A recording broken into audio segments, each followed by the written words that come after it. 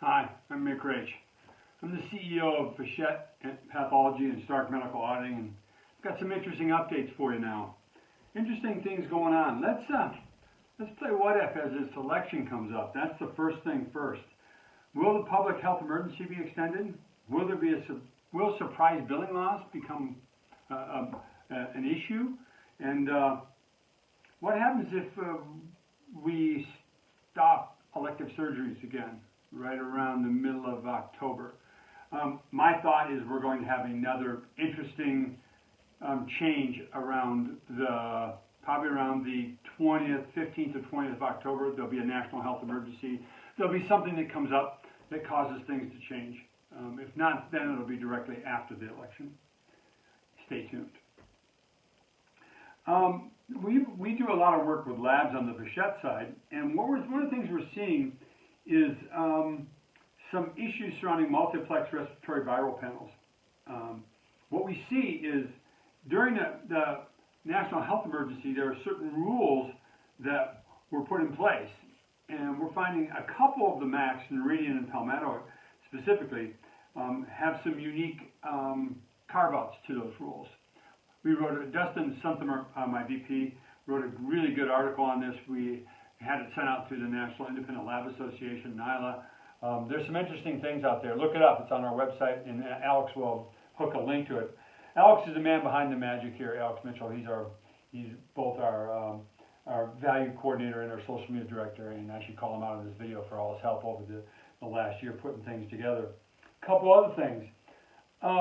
Transparency. Remember, there's a rule that hospitals and healthcare providers are supposed to be transparent with their pricing, and we're seeing this slowly but surely starting to take place. I think this will become an issue after the election, and along with surprise billing to be driven forward in a more aggressive manner. Next, a lot of providers, both on our Stark side and on the Vachette side, saw they received Medicare advance money. And now we're at that point where after 120 days there's supposed to be some recoupment. We have been told that some of the MACs are holding off on recoupments, and so there's no initial guidance on this per our questions. But the thing you want to look for is your Medicare payments and this money coming out of them. They actually take the money they gave you back through the Medicare payments that they're going to pay you. Take a good look at your billing on this. All right, there'll be some changes there, and if your biller charged you on the front end for this Medicare advance money, they shouldn't charge you on the payments on the back end for these Medicare payments also, because we don't want to double dip. We be very careful on that. A couple other things in the news. You kind of think that this far down, we'd be done with CPT codes for COVID-19, but the 2021 code set has come out, and there's a couple new CPT codes. This goes to our Stark providers because a lot of them use expenses for their practice cost. And CPT code 99072 is a new practice expense code that describes the additional supplies and clinical staff time providers are needed to stop the spread of the novel coronavirus while still providing in-person visits. This is for additional supplies, and this is on top of the normal supplies and materials that you use to care for patients.